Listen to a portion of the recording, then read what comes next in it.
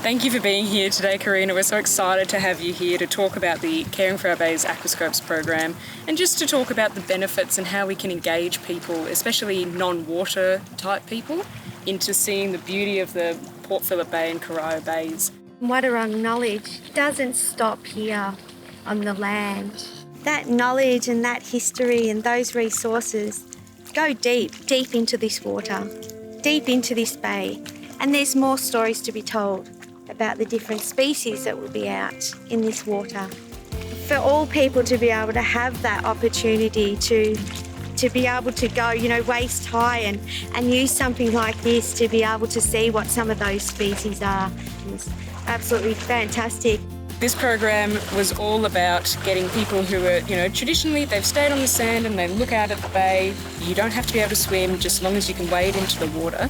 You can, look through the scope and you can see what's below the surface, and that gives us as educators the opportunity to showcase not just what's washed up on the sand and on the shore, but seeing animals and species and plants in their natural habitat, as they're supposed to be. Also, they may be able to see and find some of the things that don't belong in this bay. Some of the rubbish and fishing line and some of the things that harm our bay and harm the species in our bay, and the cultural education of the different species is really important as well. And a connection, because everything we have here that is natural to the land, the country or the water is here for a reason. We all have a responsibility to look after land, country, our waters and our bays. When you're taking your aquascope out there, make sure you only wade up to about between your knee depth and your waist, but don't go anywhere deeper than your waist. To hold the aquascope, you hold the handles either side of the eyepiece, and then you rest your face lightly against the eyepiece and create a bit of a seal. You look through the glass at the bottom to see all the creatures below. To keep yourself safe, make sure that you're wearing some sturdy footwear like some reef shoes, just to make sure that you don't stand on anything sharp. Although it's super tempting, we really advise that you don't handle any of the creatures that you find for your safety and for theirs. We really advise that you have a look but don't touch policy, so don't lift any of the rocks and don't handle any of the shells that you're not familiar with.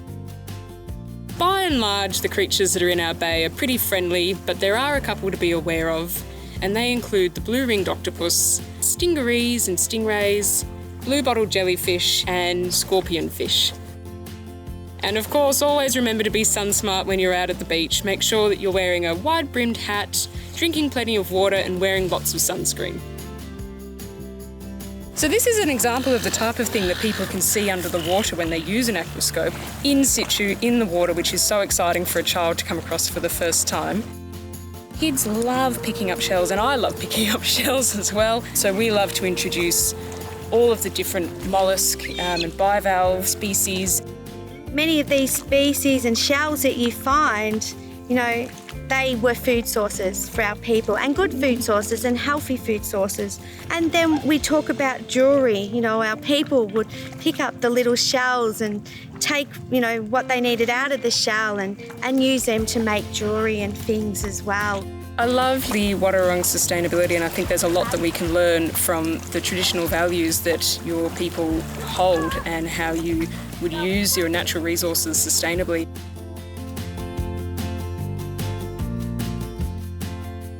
Thank you so much, Karina, for sharing your culture with us and for helping us to explain to people the value of aquascopes, for engaging the community and teaching people about the magnificent creatures and habitats that are below the surface of the water, and for sharing all of your culture. It's amazing to hear, and we're so glad to have you here. In Wadawurrung language, I say nyao, which means open your eyes. And what we're talking about and the project and the activities that come from this is, people opening their eyes to be able to see and connect and learn from what we have out here in this beautiful bay. Bellarine Catchment Network would like to thank our valued partners for their support of the Caring for Our Bays Cultural Connections program, funded by the Department of Environment, Land, Water and Planning through the Port Phillip Bay Fund.